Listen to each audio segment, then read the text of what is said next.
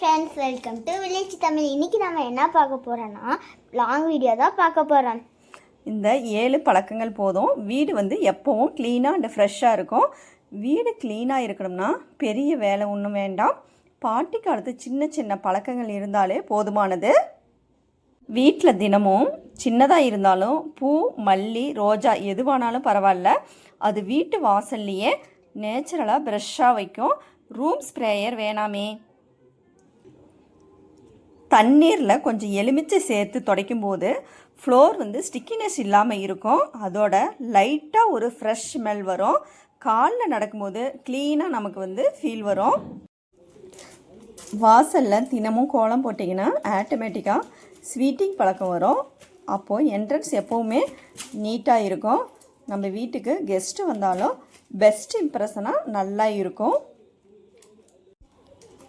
மாலை நேரம் தீபம் ஏற்றுவது நம்ம வீட்டில் ஜஸ்ட்டு ஒரு ஹேபிட் மாதிரி இல்லாமல் அந்த நேரம் ஒரு பாசிட்டிவ் எனர்ஜியாக இருக்கும். நாளில் டயர்ட்னஸ் குறையும். செப்பல் எல்லாம் ஒழுங்காக வைக்கணும். வாசலில் சுத்தமாக இருந்தால் தான் உள்ளே போனது அதே ஃபீல்னஸ் நமக்கு வரும். க்ளீன் என்ட்ரன்ஸ்னால் வெறும் க்ளீனாக தான் இருக்கும். வீட்டில் ஒரு சின்ன செடியாவது வைக்கணும். நம்ம துளசி செடி இருந்தால் இன்னும் ரொம்ப நல்லது.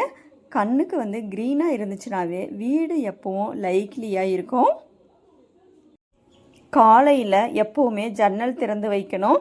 சூரிய ஒளி அப்போ தான் உள்ளே வரும்.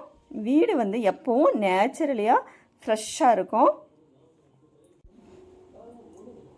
இந்த விஷயங்கள் எல்லாத்தையும் நீங்கள் ஃபாலோ பண்ணிங்கன்னா வீடு மட்டுமல்ல, உங்கள் மனசும் லைட்டாக இருக்கும். வேலைகளும் ஈஸியாக நடக்கும். பெரிய செலவு எதுவும் வேண்டாம். இந்த சின்ன பழக்கங்கள் இருந்தே போதுமானது. உங்கள் வீடு நீட்டாகவும் ஃப்ரெஷ்ஷாகவும் எப்போவும் இருக்கும். இந்த வீடியோ உங்களுக்கு பிடிச்சிருந்தா லைக் பண்ணுங்கள், ஷேர் பண்ணுங்கள், கமெண்ட் பண்ணுங்கள். மறக்காமல் சப்ஸ்கிரைப் பண்ணுங்கள்.